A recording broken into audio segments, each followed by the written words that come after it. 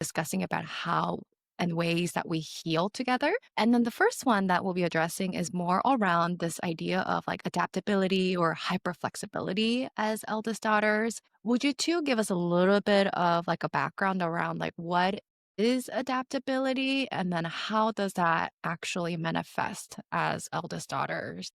So I think for me, it's made me extremely detail oriented in the way that I show up for people, but also like to a detriment to myself. The thing that came to mind when you were talking about meeting everyone's unique need, when I was in school, I kind of picked up on these social cues that I felt like my role in any relationship was to give and be generous to that person. But it came to a point where like I had friends that had the courage to speak up and say like, "Hey, I noticed that you're always in the position of listening, you're always giving, and you're always like trying to figure out how you can help people. Like sometimes we just want you to be." And I think that like when it comes to adaptability, I think eldest daughters are taught or primed in their caregiving role to always know and anticipate what's next and to be available all the time. And even in leading like eldest daughter group, one of the things that we talked about is like I feel like I always have to be flexible and adaptable. I always have to reschedule when I need to reschedule.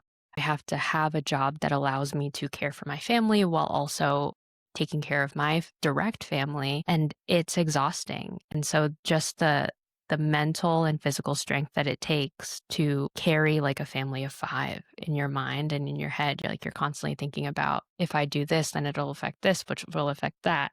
Right. So it's like you're constantly thinking in spider webs and like second and third and fourth consequence. And so I think for me, it's made me extremely detail oriented in the way that I show up for people, but also like to a detriment to myself.